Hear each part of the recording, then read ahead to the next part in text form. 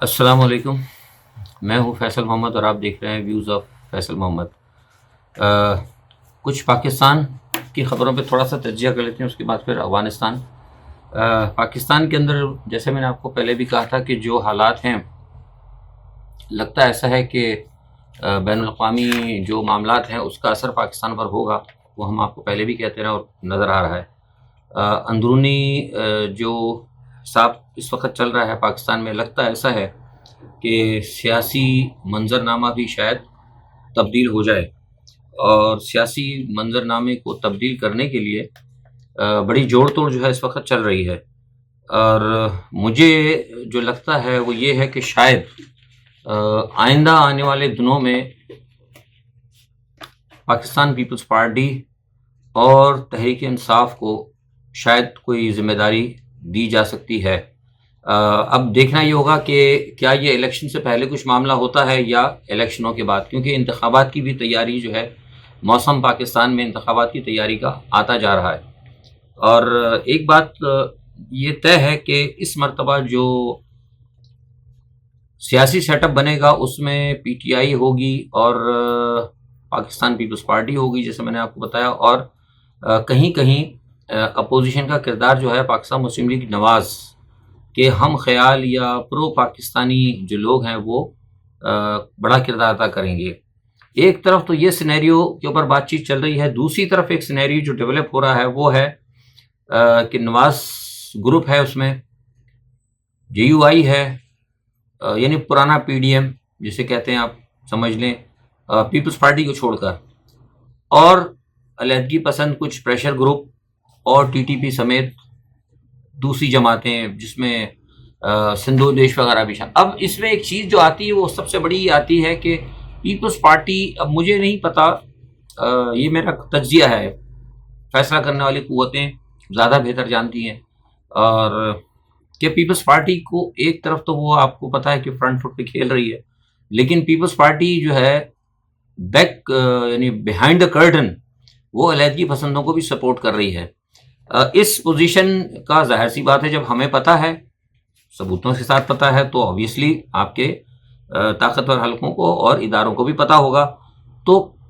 جس وقت وہ پیپلز پارٹی کو مرکز کے اندر لے رہے ہیں، کوئی کردار ادا کرنے جا رہے ہیں پی ٹی آئی کے ساتھ،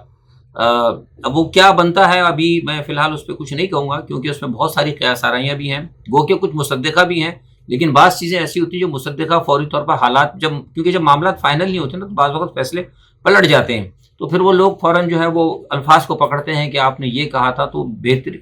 یہ ہے کہ اس پہ قبل از وقت بات نہ کی جائے، لیکن کچھ فیصلے ہیں آگے پیچھے لوگوں کو کرنے کے. تو کہنے کا مقصد یہ ہے کہ کیا ہمیں دیکھنا ہوگا کہ آیا کیا یہ صورتحال پیپلز پارٹی ایک طرف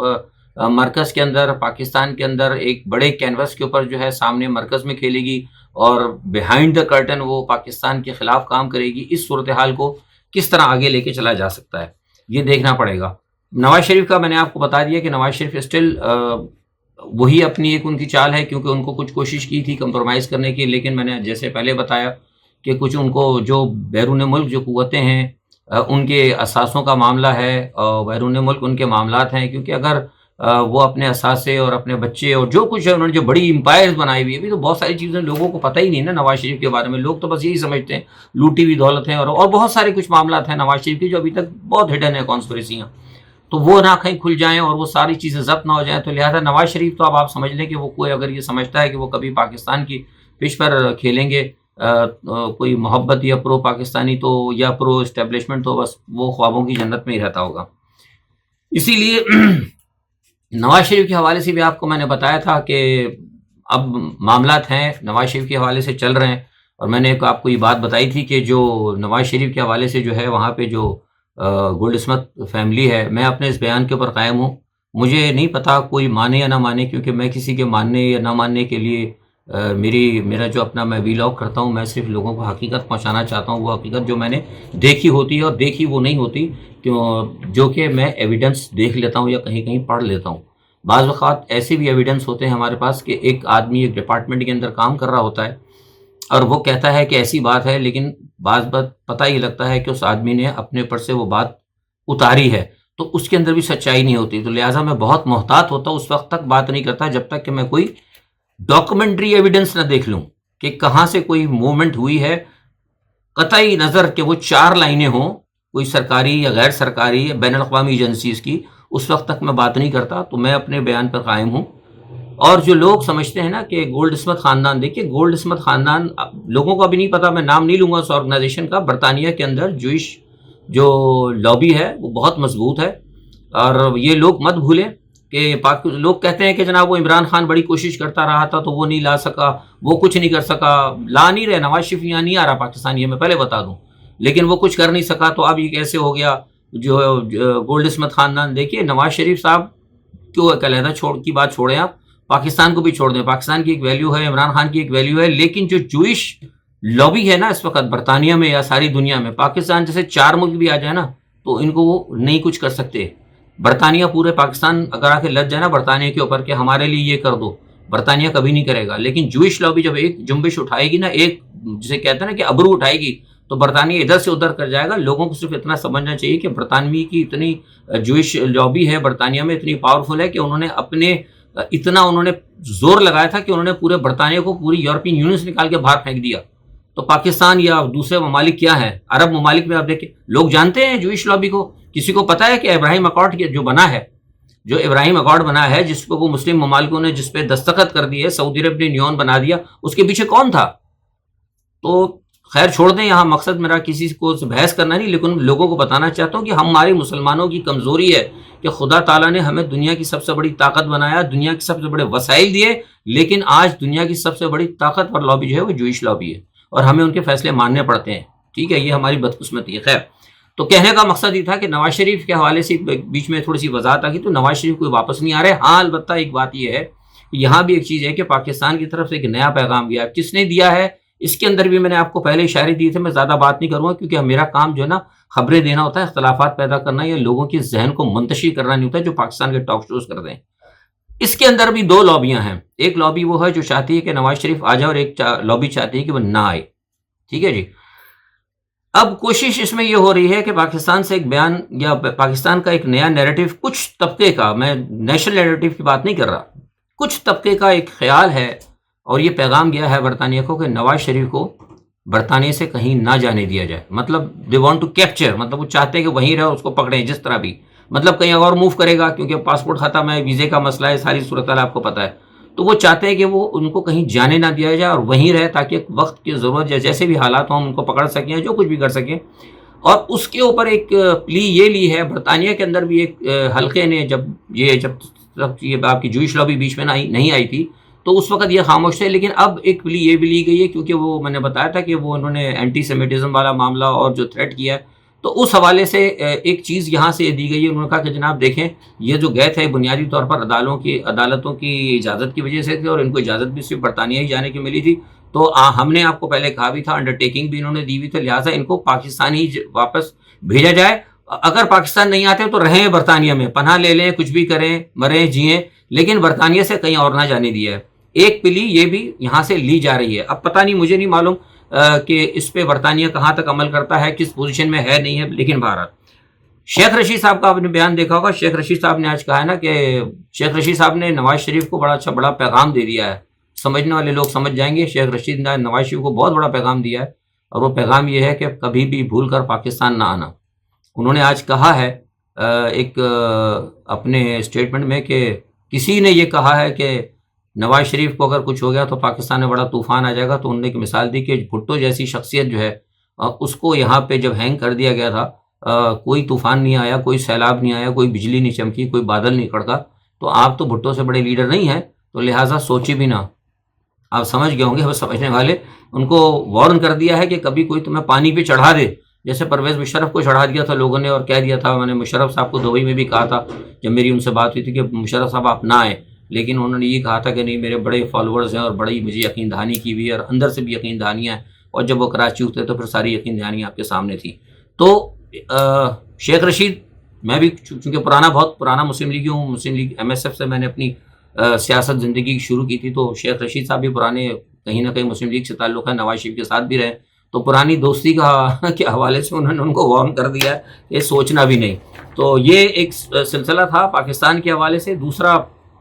آپ کو میں نے بتایا تھا پچھلی مرتبہ جو میری ویڈیوز دیکھتے ہیں, میں نے کہا تھا کہ مئی کے اندر کہا تھا کہ جولائی اگست سپتمبر کے مہینے پاکستان میں اہم ہوں گے, کیونکہ اگست کے اندر یہ ٹینیور آنا تھا. آپ نے دیکھا ٹینیور, آج مودی صاحب نے اسی ٹینیور کا فائدہ اٹھایا. آج انہوں نے خیر میری ٹائم سیکورٹیز کے حوالے سے انہوں نے آج براہ راست خطاب بھی کیا ہے. انہوں نے یو این ایس سی کی اس وقت میں آپ سے بات کروں تو آلریڈی وہ چل رہا ہے اس وقت, لیکن ہمارا چونکہ اس سے انٹرسٹ نہیں تو میں نے نہیں بات کی. اگر انہوں نے کوئی بات کی پاکستان کے خلاف ہی ہو تو پھر کل میں آپ کو بتاؤں گا. بہرحال یہ ہے کہ اپنے طور پہ بھارت پوری کوشش کر رہا ہے, اور پاکستان کے اندر بھی جوڑ توڑ ہے. یہ جو ثناء اللہ زہری صاحب کا میں نے بتایا, جو بلوچ صاحب گئے ہیں, عبدالقادر بلوچ کو, پرانے مسلم لیگی ہیں. بہرحال نظریے کی بات میں نے کل آپ کو بتا دی, نظریے تو کوئی ہے نہیں, وہ اسی لیے گئے ہیں پیپلز پارٹی کے ساتھ, کیونکہ میں نے آپ کو جب پہلے بتایا شروع کے اندر کہ پیپلز پارٹی کو دوبارہ لانے کی, اور پیپلز پارٹی اور پی ٹی آئی کو ملا کر کوئی نئی گورنمنٹ یا نیا سیٹ اپ, مطلب مسلم لیگ نواز گروپ کو ٹوٹلی کارنر کرنے جا رہے ہیں. تو اس پس منظر میں یہ لوگ گئے ہیں. اچھا, دوسرا ایک چیز یہ ہے کہ سعد رضوی کے حوالے سے بتا دوں, بہت سے لوگ مجھ سے پوچھ رہے تھے, میں کل بتانا بھول گیا. سعد رضوی کا میری اطلاعات ہیں, یہ میں اپنی خبر دے رہا ہوں, یہ تجزیہ نہیں, شاید ہو سکتا ہے اس مہینے کے آخر تک ان کو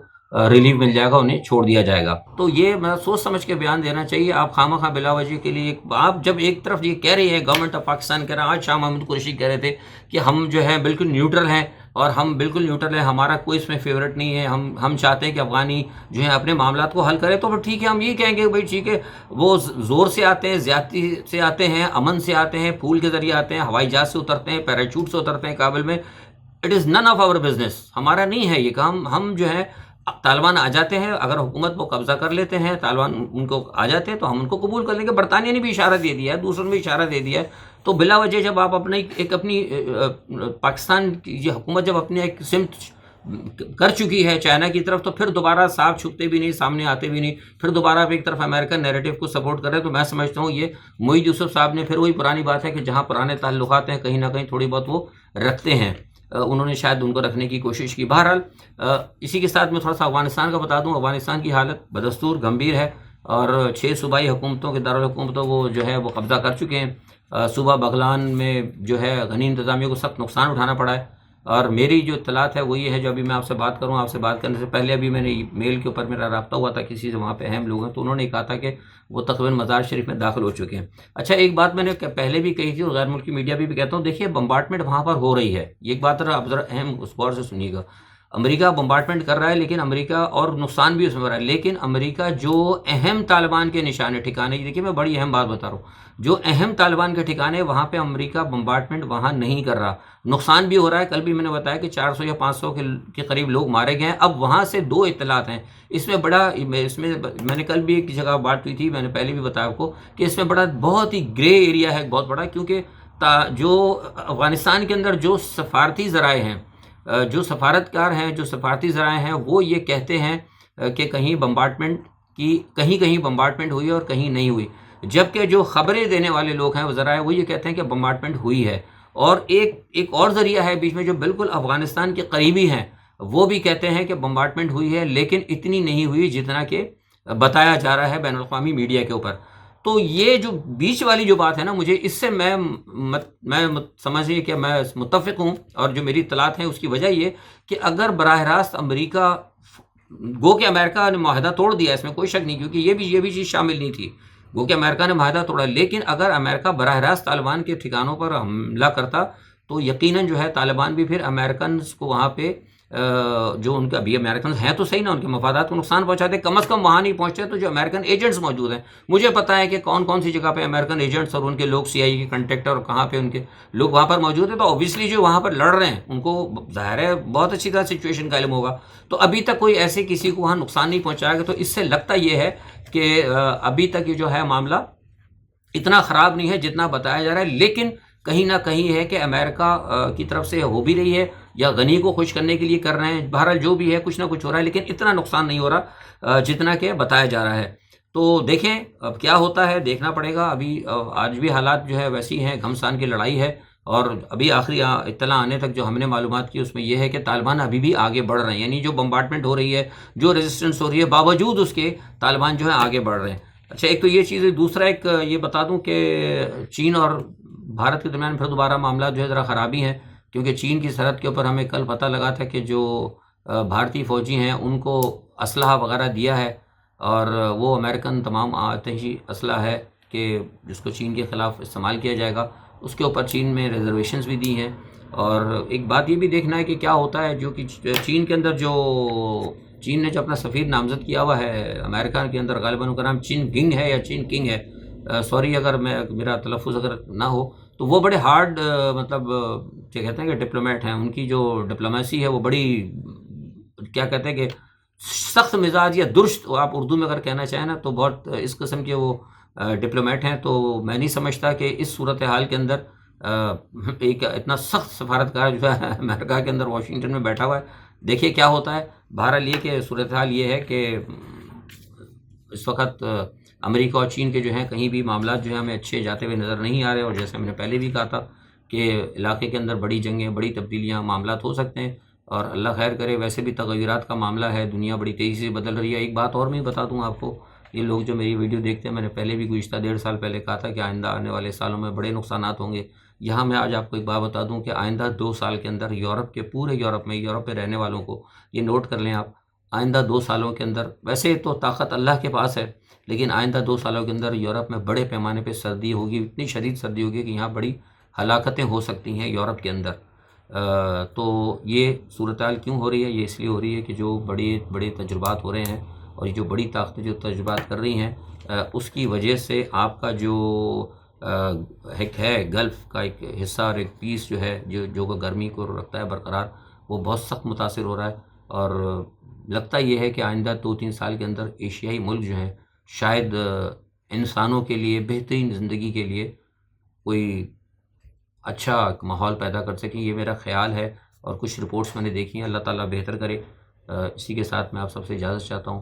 اپنا بہت خیال رکھیے گا۔ اللہ حافظ۔